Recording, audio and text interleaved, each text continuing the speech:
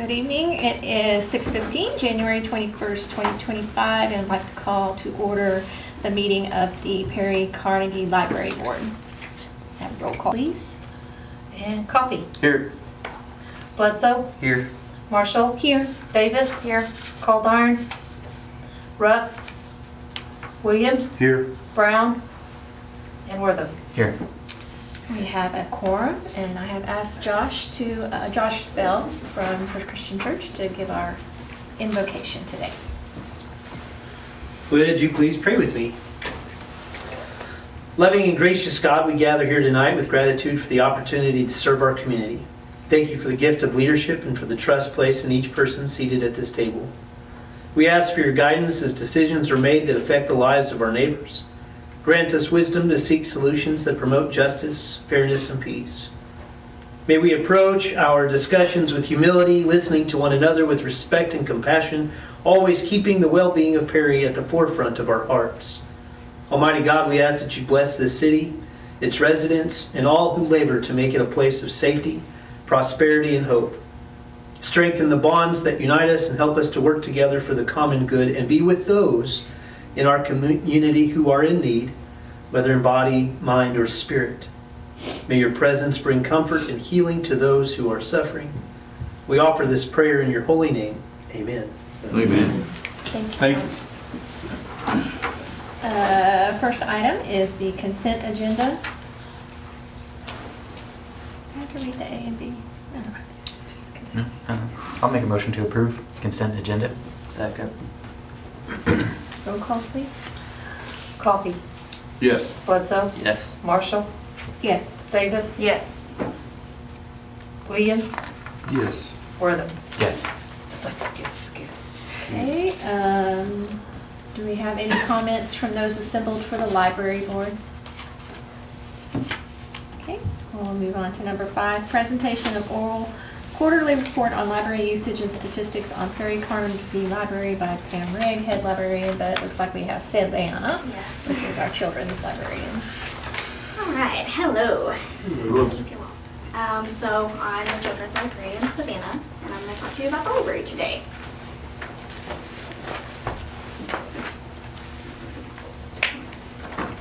So one great thing we had was Christmas at the library. We had about 150 people come to see Santa this year. Kids got to sit with him and take a free photo and then get a candy cane or a lollipop. And this year we actually had a separate family photo op as well to give them a chance for the whole family to get a photo. There's some of that. So a few things that you can actually get with a library card is access to all physical materials at the library. That includes books, audiobooks, DVDs, and magazines, as well as all of our new books that we get. And we actually have a really big, large print selection as well. So if you want to read large print, we have a really, really good selection. You have access to the Libby app if you like to read online, which is an e-book and e-audio book app. We can help you get that settled if you're interested. You have use of our public computers as well as interlibrary loan. That allows you to borrow books from another library if we do not have it, if they're available for a $2 fee per book. If you don't already have a library card, here's how you can get one. You can get a free library card if you live or work in Noble County. If it's outside, it's an annual $25 fee. You just have to bring a state-issued picture ID, so like your driver's license, and then a piece of official documentation that verifies that you live or work in Noble County. So like a bill, a bank statement, anything like that. Okay.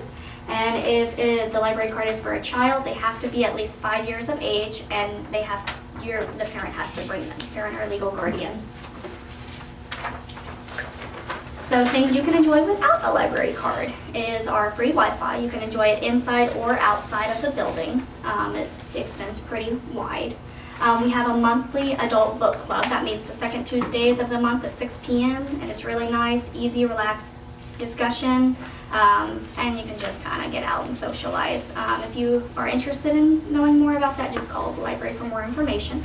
Another adult program we have is our Theater Thursdays that we've been hosting for years. It's the second and fourth Thursdays of the month. And right there is a picture of some of our ladies who just attended our last program. Our next movie is actually this Thursday, and it's at 10 a.m. And due to PPR, I can't tell you the name of the movie, but I can tell you it's a popular new movie about tornadoes. So if you haven't seen that, then come on down. You can watch it for free. And then we have an adult program where you get to make a rose petal sugar scrub and button craft for a $5 fee on February 11th, and we have some more as well coming up in the following months. So if you just want something fun to do that gets you out of the house, we have great adult programs. Alright. And then library things for kids. Right now we have just started our first winter reading challenge. It's January through the end of February. Kids just sign up, they get a reading log, and then they earn a stamp on the reading log each day that they check out books, and then they get to spin our new prize wheel for a prize. So they've really enjoyed that so far, and it gets them reading even outside of summer during the school year. Another thing that we have coming up is coming up in February. It's a story time kit. So these are going to be themed-based kits. Families and caregivers can check out to present their own story time to your children at home. So they're going to be available starting February 3rd for checkout with a library card. It will include read-aloud books, ways to sing, write, read, talk, and play with children. Everything that, that age needs to learn, as well as other fun activities for storytime fun. And then we have our All Computer. It's an educational literacy-focused computer that has fun, interactive games, not connected to the internet. So it's those set age-appropriate educational games on that. And they don't have to have a library card. They can just come to the library and then get on it and play. As well as our toy area. We have all sorts of toys that they can come and just relax. There's not that many places nowadays where you can just come and not be expected to buy anything, and you can just come and hang out. So more library things for kids. You can get free tickets to the Oklahoma City Zoo if you check out our Juniper's Butterfly Garden book, which we actually have 5 copies of, so there's not much of a wait time at all. And you can get a voucher for 4 people, kids and adults, to the Oklahoma City Zoo. So if you're interested, the tickets don't expire until June, and usually that is a renewed program that we have with the Oklahoma Department of Libraries, so that is usually an annual thing. So we also have Vox and Wonder books, which are children's books with a ready-to-play audio player permanently inside the book. So, there's no separate device or Wi-Fi needed. The children just push play to listen and read. A lot of people don't know we have this, so it's kind of cool. And then we have Take and Make craft kits, which are just phone-free crafts in a bag that they can come, take home, and make. One for each child per day. And then we have our programs for children. So we have our after-school program, ages 6 to 11, every Monday at 3:30. We have fun crafts and activities each week. Some of the upcoming ones that we're going to have is actually snow globes, a matchstick star, learning how to actually make cookies and baking them, and then crystal hearts.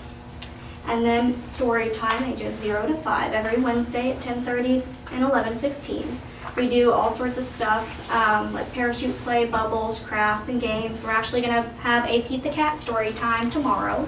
And if you have a little one around that age, bring them to story time. It's great for socializing for you and the children. It helps them build early literacy and school readiness skills, as well as them experiencing and socializing, reading, writing, singing, sharing, creating, and more. So it's a really great activity if you have a little one. So we also have things for tweens and teens as well. We have something called a teen book bag. So that is a free subscription bag for teens ages 12 to 18 right now. Each bag includes a library book checked out to the teen that we have picked based on their reading preferences, as well as a homemade candle that we make at the library, bookmarks, a snack, and other fun goodies. The teens have to sign up for them, and then they have to have a library card, theirs or their parents', and they can check those out. Some of the programs that we have, every third Tuesday at 4, we have tween programs for 9 to 11-year-olds. We actually just had one. And then teen 12 to 18, the first Tuesdays at 4. just did our paint along for teen and tweens, and then coming up we have teen cuisine where they get to actually make spaghetti and like homemade sauce and everything. And then another one is making homemade pizza, and then a Nintendo Switch Mario Kart tournament. And then we have an extensive teen book collection as well. And then that's pictures of our teen paint along. We just did our tween one today, so I sadly don't have pictures of them. But so those are just a few things at the library that people might not know that we have. So, you know, if you want more information, just come on down. Thank you, Savannah. Thank you. Great Yeah, thank you. presentation. Yeah. Okay, thank you. New business? No new business, so adjourn. Motion to adjourn? Second. Roll call, please. And Coffee. Yes. Bledsoe. Yes. Marshall. Yes. Davis. Yes. Williams. Yes. Wortham. Yes. Thank you. Thanks, Savannah.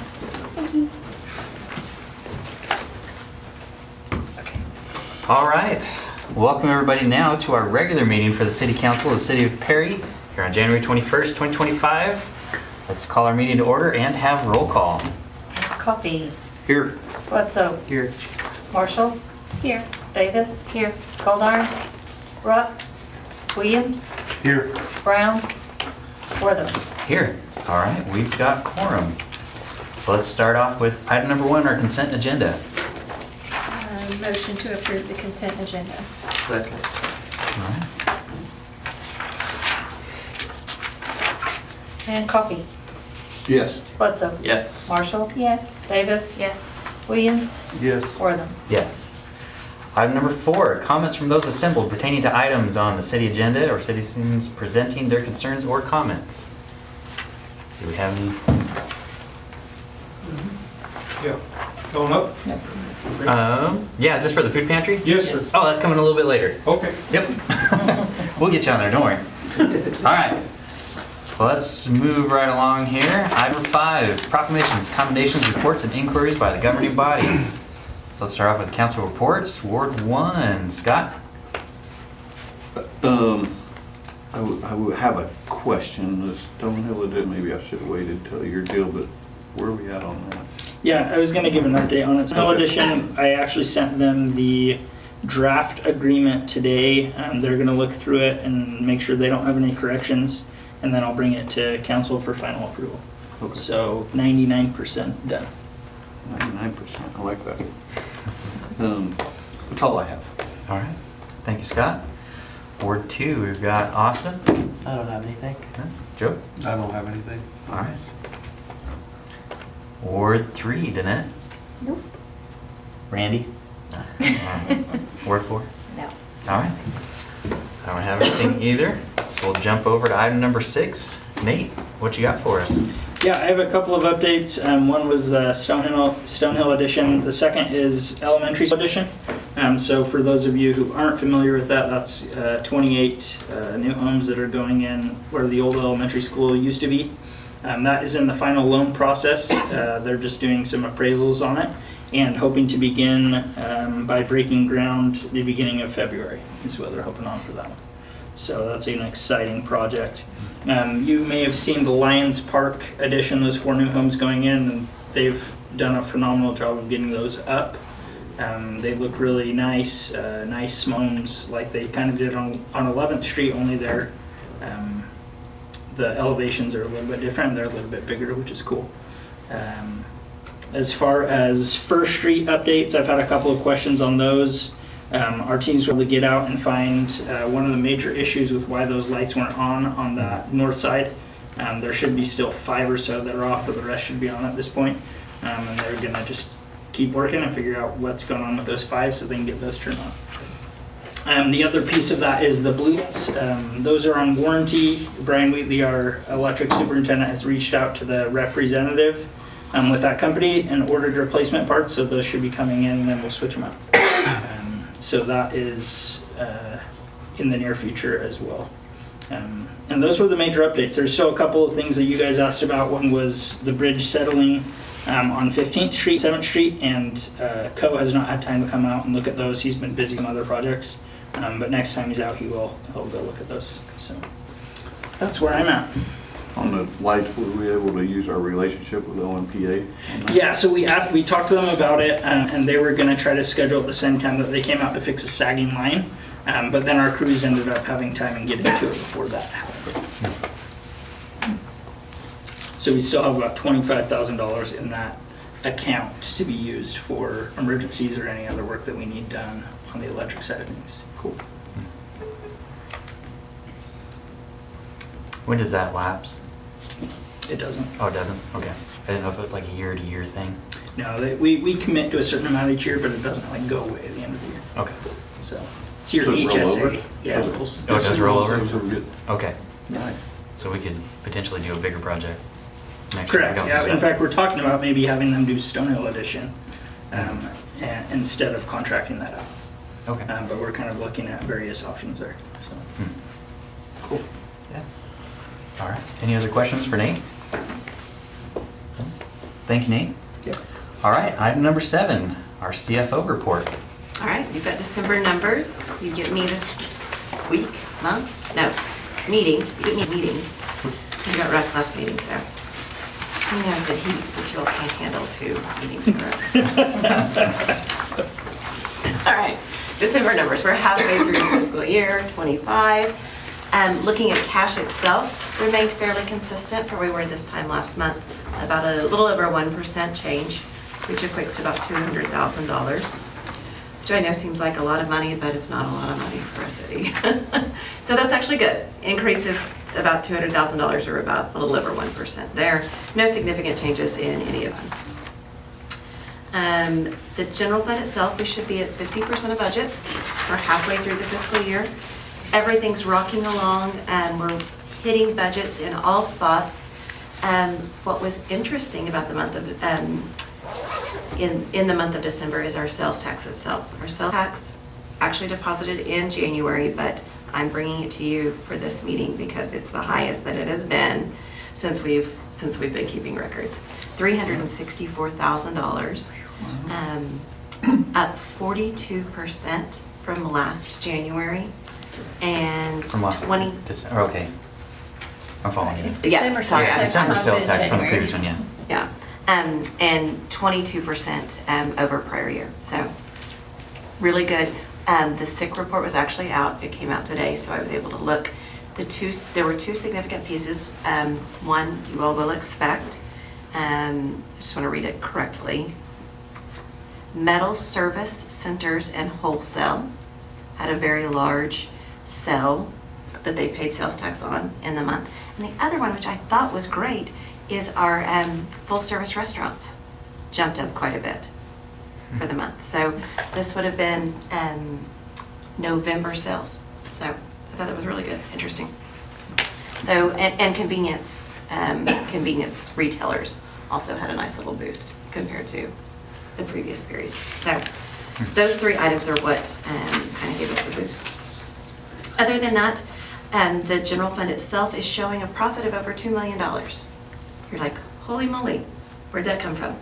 The biggest, you'll look up in that first section, $2.2 million of grant funds, right? That's the hospital, that's the OWRB, that's the FEMA, that's the Malls on Grants. Those grant fundings, okay? That's what's driving our large bottom line. Take those away, and we're at basically a break-even position for the city, so. Questions on general fund? Okay, municipal authority itself, December looked good, right on budget in as far as monthly earnings. We usually expect that somewhere between 8 and 10%. Everything was right on budget, revenue and expense wise.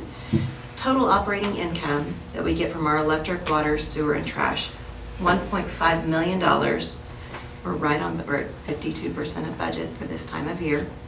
And once we spend what we have to do for our administration, which is just the city hall and everything that goes on there, the energy office, and then transfer out a little over $1.4 million over to the general fund, which is budgeted and expected, we end up with a bottom line of about $291,000. Combine the general fund and the Perry Municipal Authority, it really is kind of a break-even position. lost a little in the general fund when you take out the grants, right? When you get down to real numbers. And making a little money in the municipal authority. Questions?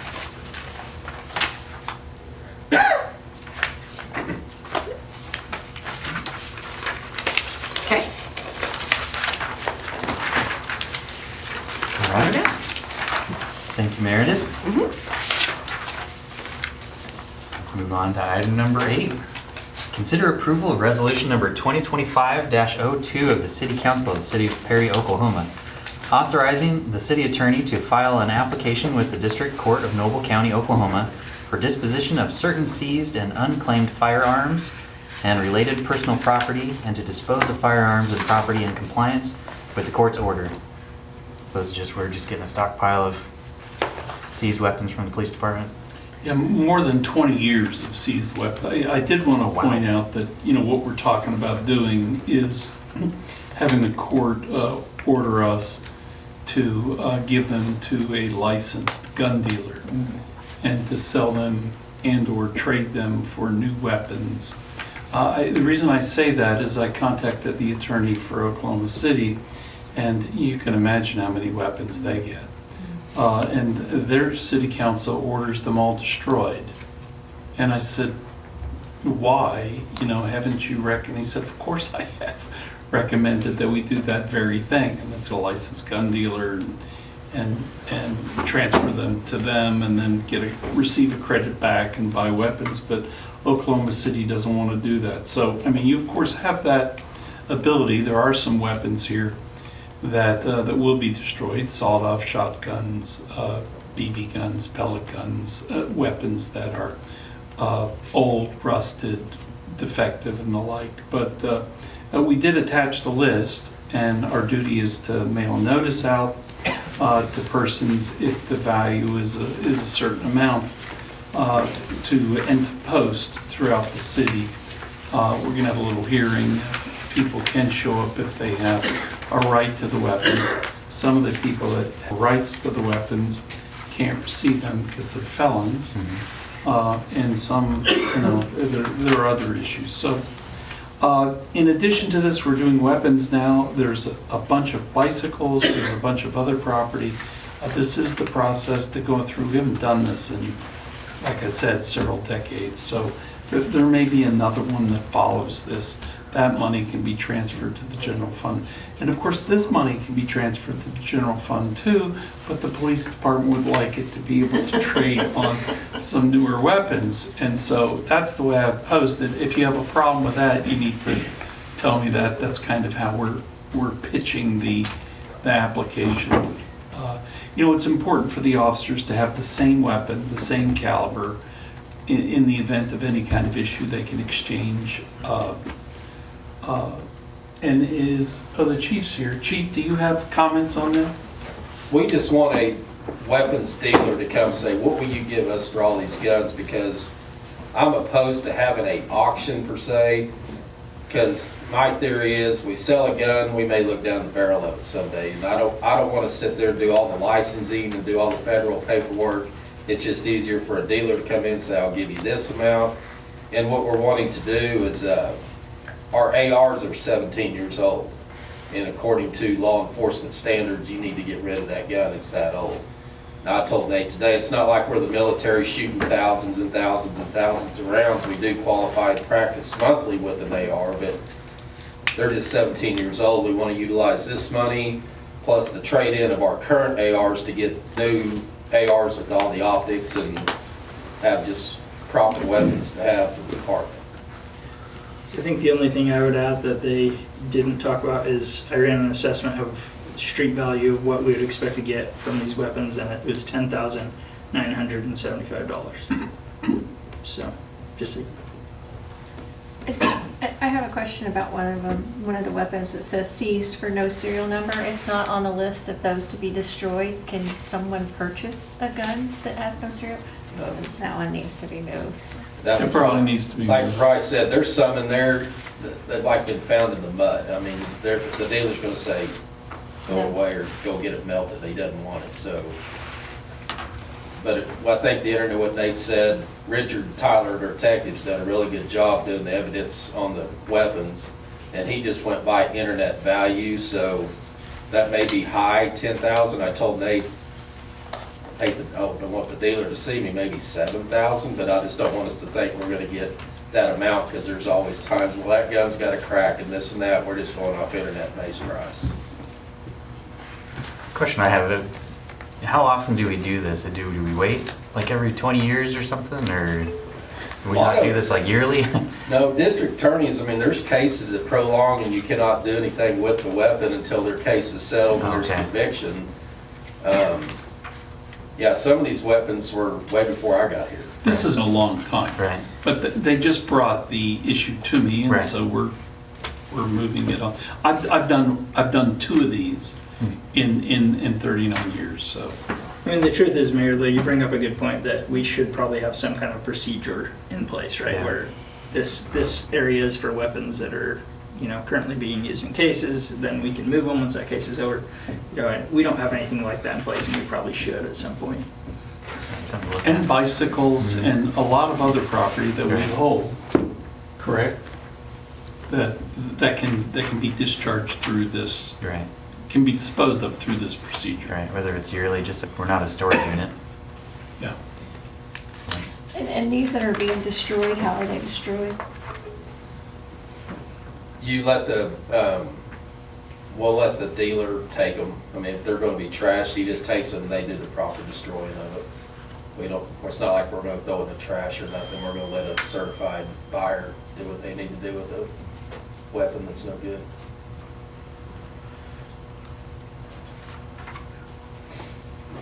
Or if we had a really nice glass case out there, like a lot of, I could show a lot of seized weapons that we've taken off the street and have a display case. I mean, it'd just be for looks only, so.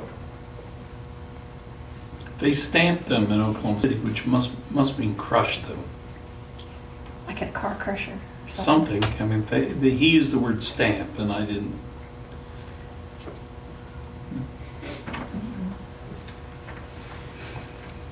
Thank you.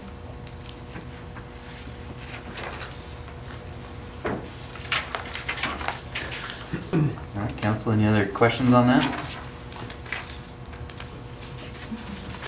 Make a motion to approve resolution number 2025-02.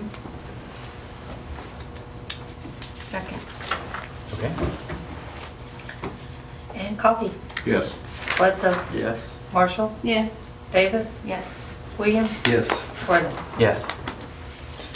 All right, item 9, consider approval of certificate of deposit agreement with Legacy Energy Services LLC and Oklahoma Community Federal Credit Union. This may have been, Mayor, which you were contacted about. There were 2 of these. Oh. And under our code, in order to drill, operate in the town, you have to have a surety bond. Instead of, a surety bond costs money, but better than a surety bond is a certificate of deposit. So that's actual cash. With a surety bond, you have to go after a surety. So he's wanting to use a certificate of deposit. I've created a form that can be used. Because it's not in our code, I'm asking you to approve it. It's better this way. So I would ask that you approve. And he actually called today and asked did it get approved, and we told him that it's before you tonight. Legacy took over the wells of Charter, I believe.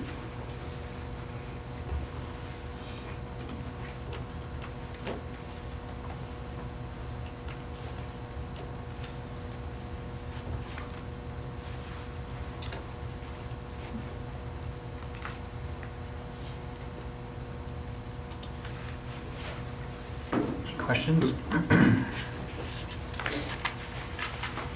Make a motion to approve the certificate of deposit agreement? Second. And Coffee. Yes. Bledsoe. Yes. Marshall. Yes. Davis. Yes. Williams. Yes. And Worthing. Yep. All right, item 10, consider items relating to zoning, planning, and land use. Item A, receive recommendation from the Perry Planning Commission on the application for use by review and site plan for nonprofit food pantry. And then, item B, consider approval of ordinance number 2025-04 of the City Council of the City of Perry, Oklahoma, approving a use by review and site plan for the west 10 feet of lot 20 and all of lots 21, 22, 23, 24, 25, 26, and 27, and all in block 11 in the original township of Perry, Noble County, Oklahoma, according to the recorded plat thereof, and located at the corner of 8th Street and Elm Street, Perry, Oklahoma 73077. Repealer saving severability and declaring emergency. So this is the food pantry. So now we're on to you guys. Go. They want to be done in hours, so I gotta hurry. We always joke around about that. We never make it. I know how meetings go. I just want to say thank you, ladies and gentlemen of the council, for giving us time to discuss the Perry Food Pantry because it's on the agenda tonight. I am Pastor Shem Durham of the Calvary Baptist Church. Been involved with the pantry ever since we really had the first meeting there, and we are in need of a bigger facility for the food pantry. And with that in mind, our food pantry had a vision, if you will, and started looking for property and looking at buildings and things of that nature. And in that vision, we had some things we thought we need to have to meet our need. One of those would be a place to have privacy for our clients. We don't want them to feel out that others see them and things of that nature, because some people are very humble about having to get help, and some of them don't like others knowing that. So we'd like to have the privacy for that. And then we want it also conveniently located around downtown of the square here, because some of our clients walk. And the third vision we wanted was some protection for our clients from the outside elements. This past week we kind of, it gets cold. This coming week's going to be cold. They have to sit outside, sit in their cars or things of that nature in the freezing cold. When it rains, it makes it rough on us and them also, even in the summer when it gets so hot. So the location there on Elm Street meets two of those three needs we had in our vision.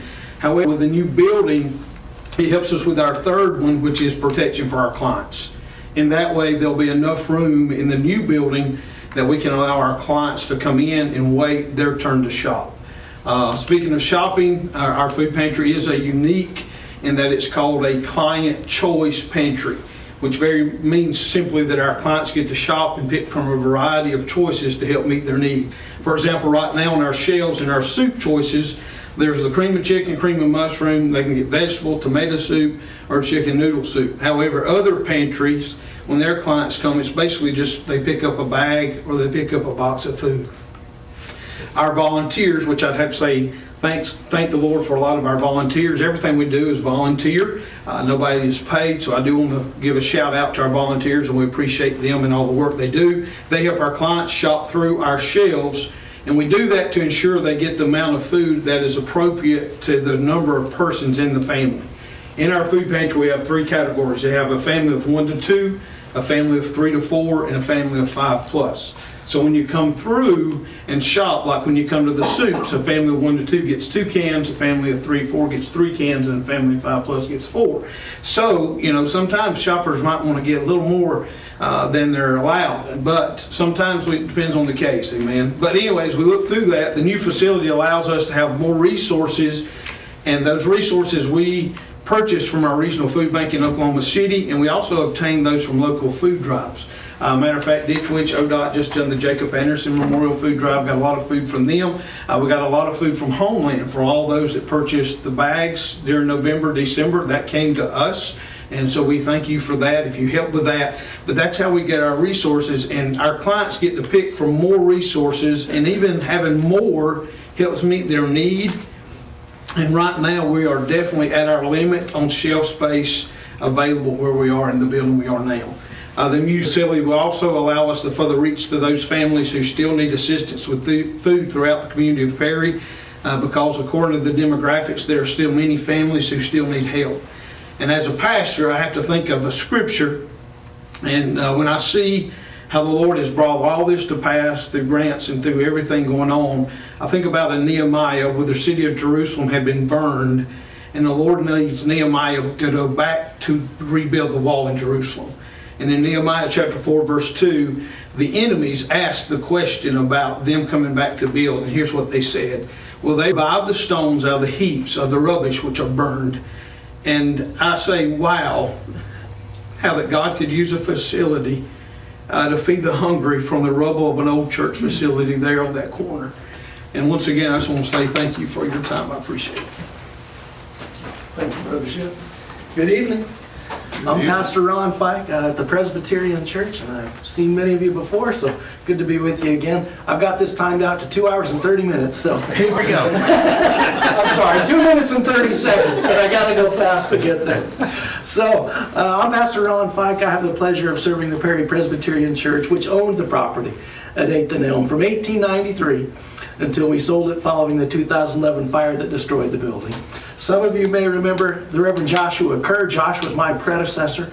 He helped to establish the food pantry along with Josh Bell and the other 9 churches that participate in the Ministerial Alliance, including the Christian Church, Zion Lutheran, First Baptist, Calvary Baptist, First Methodist, Assembly of God, Caw Street Chapel, Church of Christ, and Nazarene churches. And members of the Catholic Church also volunteer at the food pantry. Our Presbyterian Church supports the food pantry in a variety of ways. Wally and Sherry Schiffer are church members, and for over 5 years they've provided free of charge the building that the food pantry has outgrown. Some of our other members volunteer unloading the truck, stocking shelves, assisting guests, and taking deliveries to shut-ins. In addition to those, Katie Schaefer and I also serve on the food pantry board. Along with volunteering time and effort, the Presbyterian Church gives $1,000 to the food pantry each year to help purchase food and pay expenses. And we do these things to be faithful to Christ's Great Commission, love our neighbors as ourselves, and make sure no one goes hungry while we enjoy plenty. We consider sharing with others to be fair and just, and a foundational part of our church's mission and ministry. And so when the Malls on Foundation granted the food pantry the funds that made purchasing the property on which our old church building stood possible, we were thrilled that our old property would continue serving a purpose directly related to our church's mission. A food pantry that cares for the needs of Perry citizens is part of our mission and the mission of the church that once stood and worshiped there. So it's fitting that the land upon which Ed and Mary Malzahn, they were church members. Ed taught Sunday school there, they sang in the choir, and they worshiped and they practiced their faith in Jesus Christ. And it's fitting that that property continue being used to benefit the community they loved and to which they gave so much. Our church secretary, Katie Schaefer, served on the food pantry's building committee, and the new building will be attractive as well as functional. And fulfilling this part of our Christian mission isn't easy. It is hard. It's a gargantuan task, coordinating and cooperating together. And it takes a lot of organization and cooperation. And we hope you're proud that the Perry churches and ministers have the spirit of cooperation and collaboration needed to do something this hard so we can care for people Christ loves and fulfill the mission Christ gave. So thank you for your service to all our churches in the Perry community, and God bless you. Thank you. I'm not a pastor. So, I am Amy Morton, and I do represent Calvary Baptist Church on the Perry Food Pantry Board. One of my volunteer duties is, I just found this title out, but is enrollment coordinator. Basically what I do is I check our guests in each distribution and take their intake information, put it in our system so that we can track how many people we are serving each distribution throughout the year. Our criteria for the food pantry to receive assistance, there's only one criteria. You have to live and be a citizen of the city of Perry. And we verify that through utility bills. They can only receive assistance one time a month. And for some citizens that's very difficult, and this is their only food resource that they have. Our food pantry is as a supplement, not to provide all, but unfortunately for some, this is all that they get throughout a month. As a community member who's seen how the food pantry has helped, I'd like to provide some numbers on how we're assisting our community. Perry itself is considered a desert. There's 14 places in the city of Perry that accept SNAP or food stamps, 9 of which are gas stations and Brahms. So the other 4 are Dollar General and Homeland and Family Dollar. Family Dollar, yeah. So, and then it is estimated that 14% of Perry's population cannot meet their food needs. And for the past 2 years, 2023 and 2024, the food pantry has provided food for approximately 8% of our population. From 2019 to 2022, the average number of households receiving assistance was about 550 for the year, which equates to about 1,500 individuals within those families. In 2023 and 2024, we saw a significant jump where the average number of households where we receive assistance is now 1,500 households. That averages 4,100 individuals within those households.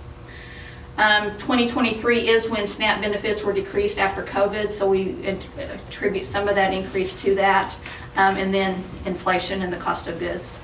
The average number of individuals assisted, we are 24% of those are aged 18 and under, 41% are aged 19 to 59, and 35% are 60 and older. When you compare that to the 2020 demographics of Perry, which is 27% of citizens are 18 and under, 58% are 19 to 64, and 15% are 65 and older. We're meeting a significant number of our citizens. As you can hear, that the food pantry does play a vital role in providing food for some of our most vulnerable citizens. Some of the comments I hear is I sit outside. I check people in sitting outside. So when it's cold, when it's hot, when it's raining, I sit outside with them, and a lot of them struggle coming because of their age and health issues, being able to sit outside when the weather's cold, when the weather's hot, when it's rainy. And so, you know, having an indoor facility where they can sit inside, I believe is going to help our citizens. We are very thankful that we've had donations of canopy, misting fans, and heater donations from Ditch Witch and the Schiffer Agency, and they've been a tremendous blessing. As such, I respectfully ask that you favorably approve the building location for the food pantry. Thank you.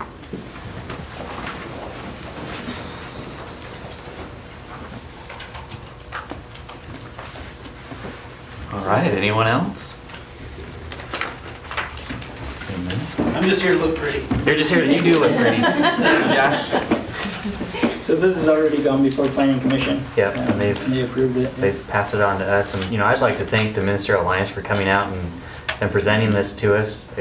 You know, one of the unique things about Perry is our Ministerial Alliance and how well our churches and our pastors work together and our congregations work together. And to provide a service like this is just so important for our community. And so with that, I'll make a motion that we approve ordinance number 2025-04 for the food pantry. Second. And Coffee. Yes.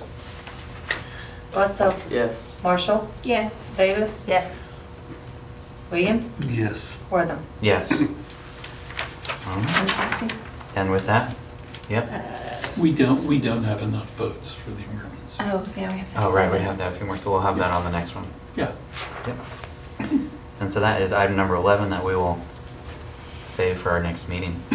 And so with that, Ministerial Alliance, pastors, everybody came up for that. Thank you. Thank you for that. We appreciate that.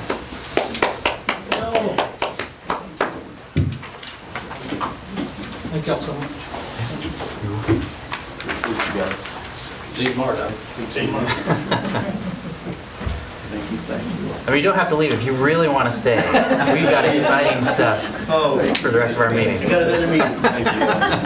We'll take your word for it. It's gonna help. Oh, there you go. Hey, thank you. Seriously, thank you. Yes. Very much appreciate it. Thank you, Josh.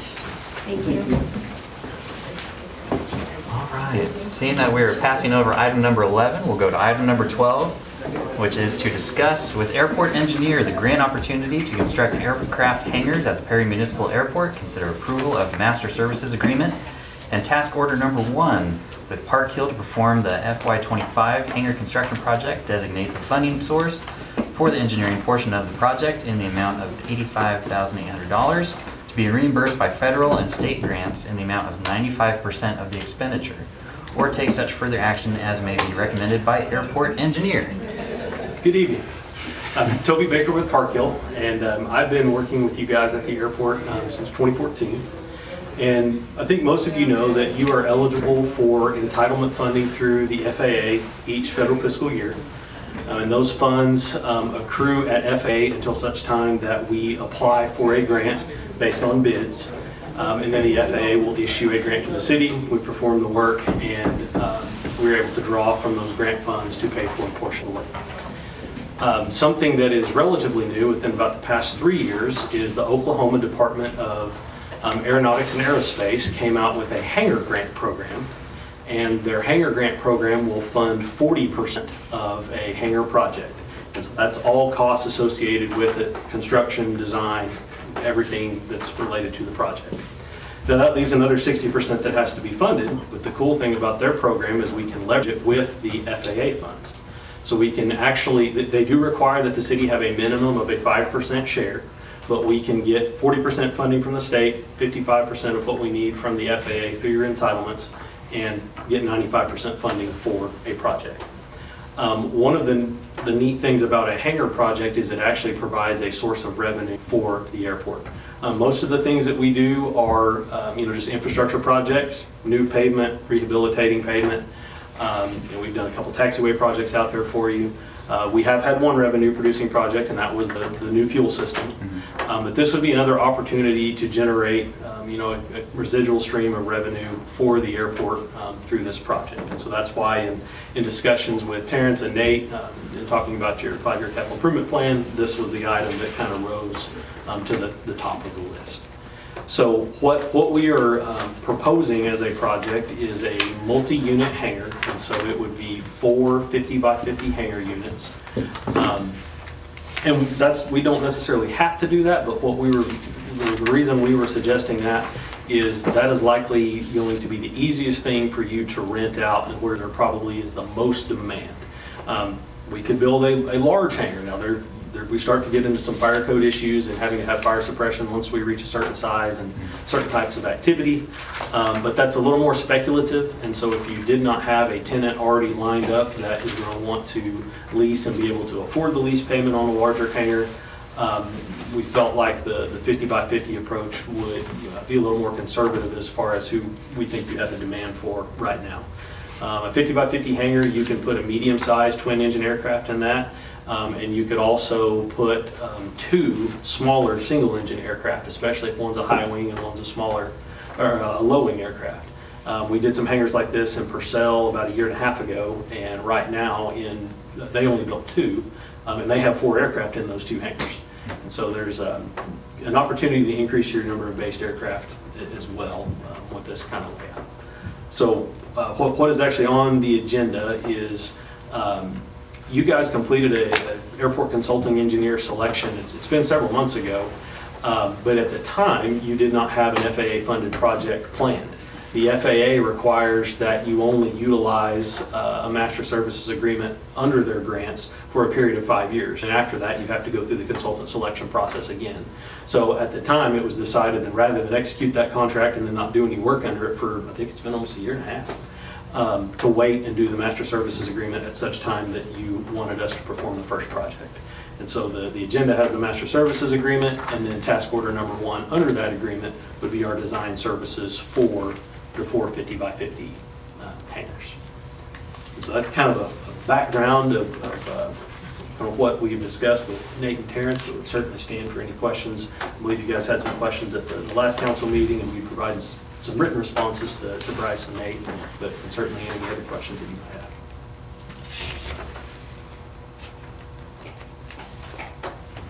Well, I think the main one question was, you were saying four separate, are they 4 separate structures, or are they? No, sir, it would be essentially a 200 by 50 foot building. Oh, okay. And then there would be partition walls that go all the way to the roof.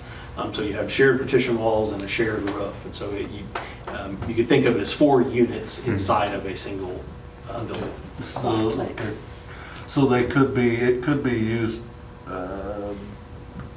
2 units or 1 whole unit if that was what somebody wanted? Well, from a structural standpoint, you're going to have a row of columns at each partition wall. Okay. And so somebody could rent 2 units, but you couldn't have 2 of them wouldn't be open to each other, if that's what you're asking. Well, yes, and I guess I didn't understand that because we do free span buildings all the time. Is that more expensive, or? So it would be more expensive just from a structural standpoint. You'd be spanning a longer distance, but at the same time, most aircraft owners don't really want to share space with somebody else. And so I think that would be the challenge. If we did a free span, then you're going to have 4 hangar doors going into one large building, and it's going to be open between your airplane and my airplane. And so most tenants would prefer to be able to lock their tools and their airplane and their avionics up and not share that with anybody else. The other issue is the door. So even if we have to look into some of the fire code issues. I'm not aware of any hangar that's built like what you're describing, but your door is only going to be 48 feet wide. You're going to have a 48-foot door on each of the 4 units. So to have 2 units interconnected isn't going to necessarily let you get a bigger airplane in there, because you still have to go through that door. Yeah, so maybe just a quick review of what we talked about last time. This is the beginning of what I see as a larger plan that we'll present to you in 2 weeks at the budget retreat. But we really like to get the airport breaking even, which require another 16 hangars or so beyond this. But our thought is, hey, let's start with these that we know we can rent. As we get further into that program and start building more, and we get more comfortable with the rental process, and we have more tenants interested, let's branch out. But yeah, so my recommendation is to move forward with just these basic ones, like Toby said, that we know pretty positively that we'll rent without any issues.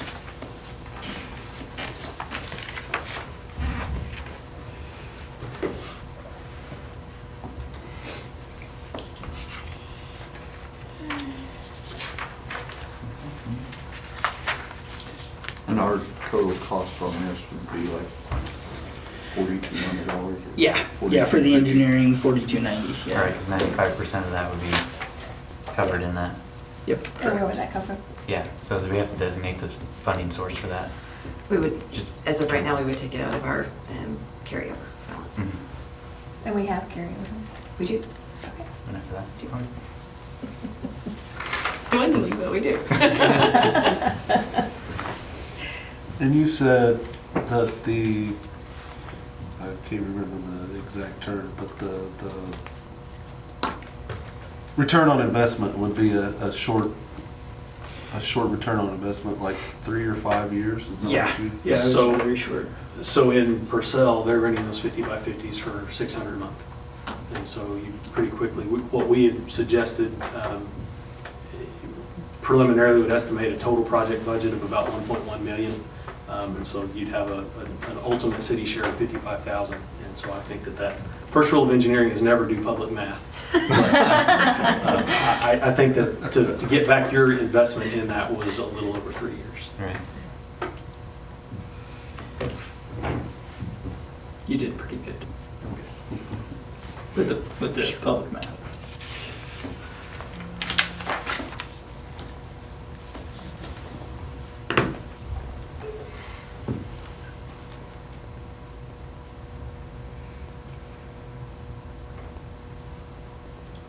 Any other questions?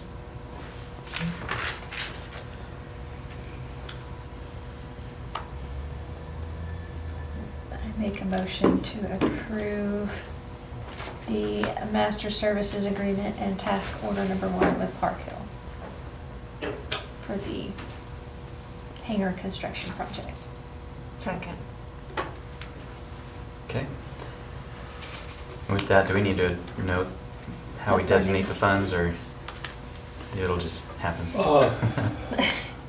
With the funding source from Yes. Carryover? Yes, exactly. Okay. Yes. Didn't know if we need that since it was worded like that in the item. Thank you. Okay, Coffee, Yes. Bledsoe, Yes. Marshall, Yes. Davis, Yes. Williams, Yes. and Worthing. Yes.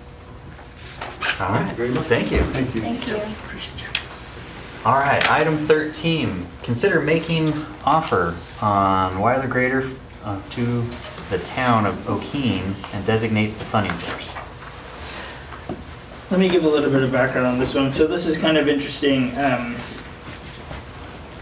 As I've been looking ahead at the 5 and 10-year plan for capital projects, I've been setting aside some funds in terms of what our streets department will need to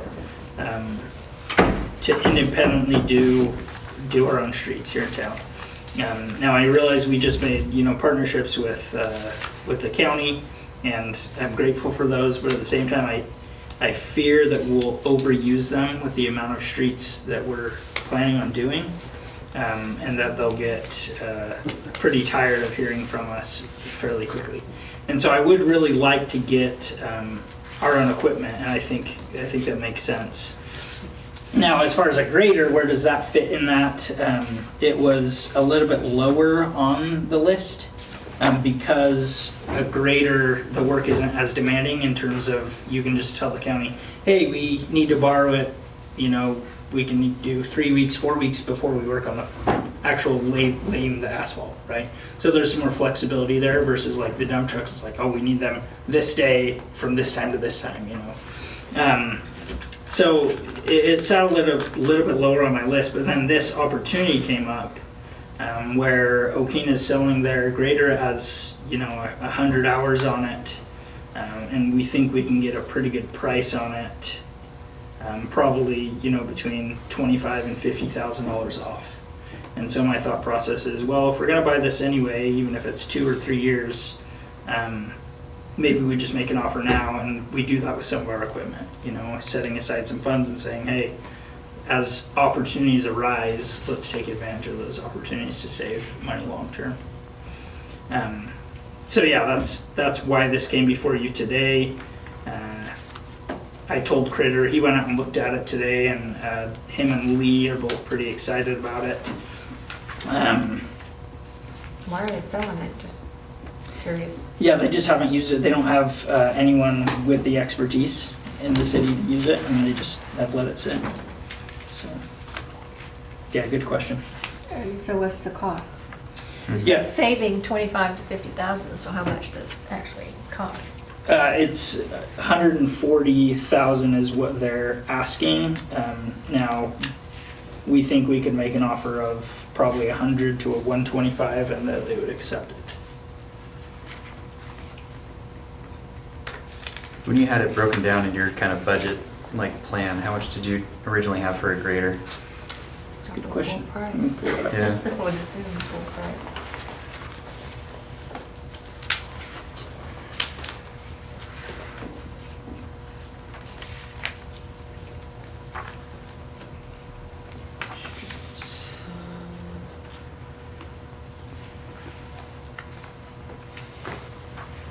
$125. Yeah, and so the answer to the question that I think everyone's thinking is, where would these funds come from? And the answer to that would be, it would have to come out of next year's capital. So I would just look at, and I've already done this with Russ, what we anticipate getting next year, and then we would just minus whatever we end up spending from that. That's a What- question. What year model is That's what I was getting. Yeah. How old is it? How old is Yeah, it? how old is it? I was trying to find that earlier, and I don't know the 16. answer. Was it a 16? Yeah. I couldn't remember. So it only has 100 hours on it? 147 hours. 147 Just let it hours. sit. And it looks dusty. Chris Burpo went over today with Lee. Lee Harmon, and they both got real excited about it. Now, anything that you do would still be contingent upon them going over there, making sure that it functioned correctly, that all of that works. So even if you set an amount, it'll be contingent upon it all working well. Right. Yeah, so they went over today. They didn't get to try it out. It was just too cold. Do you have the space for it? Or would they keep it covered? Does it need to be, where would it? I'd have to ask them that. I don't have a good answer. Right. Because if we get the equipment, then do we need a Covering a it, place like- to cover it? So Having are we it gonna, covered would are we be gonna have to build ideal. that as well, Yeah, or? with all of our equipment, it'd be ideal. Well, it'd they fit can in the always- new building that we just put a roof on, I imagine. I mean, The I've mechanic seen- shop? Huh? The mechanic shop? Oh, yeah. Or the armory. The armory. Place. Or the armory, that's where. Might be too early for the army. I'd have to look into that, yeah. It's a great question. I don't have an answer. Now, you don't have to make a decision tonight. No, yeah. At all, or at all. Their meeting is not, their meeting to consider an offer is not until after your next meeting, your first meeting in February. So you get some more information, you could ask us for more information, bring that to you, and then make the decision then. Mhm. Yeah, I don't want you to feel like, you know, you're getting pressured. I didn't want us to miss an opportunity if that's something you're interested in. Mhm. So that's what I say.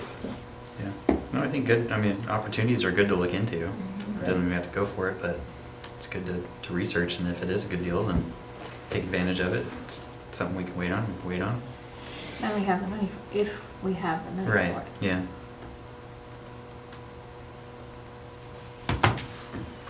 Yeah. Any other questions? All right.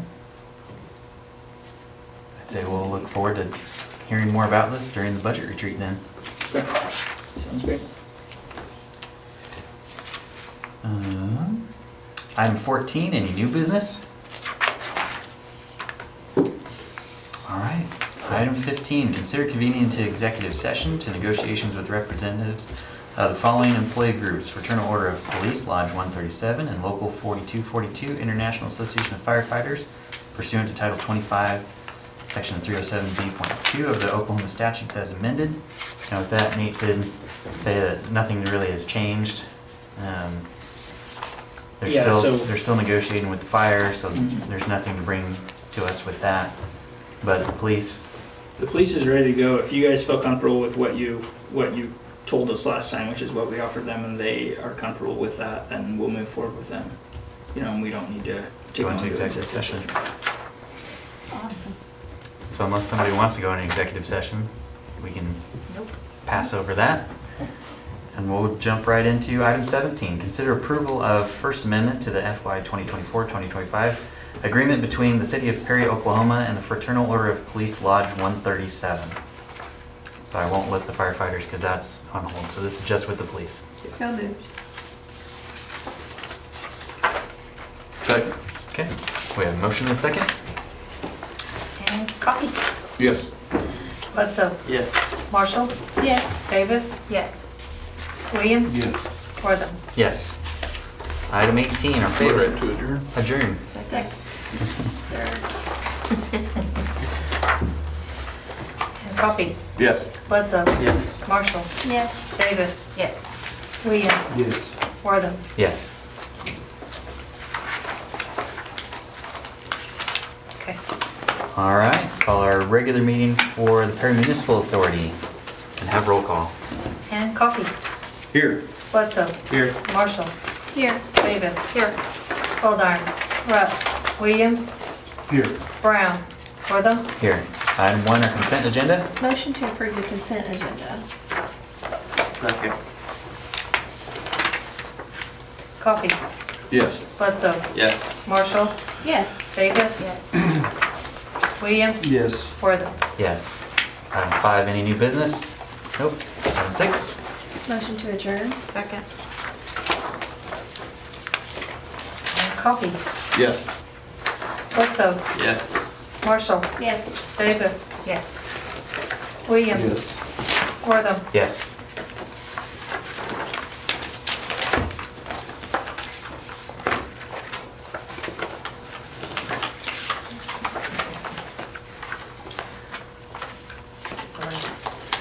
Okay. All right, let's call our regular meeting for the Perry Facilities Authority to order and have roll call. Coffee? Here. Bledsoe? Here. Marshall? Here. Davis? Here. Goldar? Rupp? Williams? Here. Brown? Wortham? Here. All right, we've got quorum. Item 1, consent agenda. Motion to approve consent agenda. Second. And Coffee? Yes. Bledsoe? Yes. Marshall? Yes. Davis? Yes. Williams? Yes. Wortham? Yes. Item 5, any new business? Item 6. Motion to adjourn. Second. And Coffee? Yes. Bledsoe? Yes. Marshall? Yes. Davis? Yes. Williams? Yes. Wortham? Yes.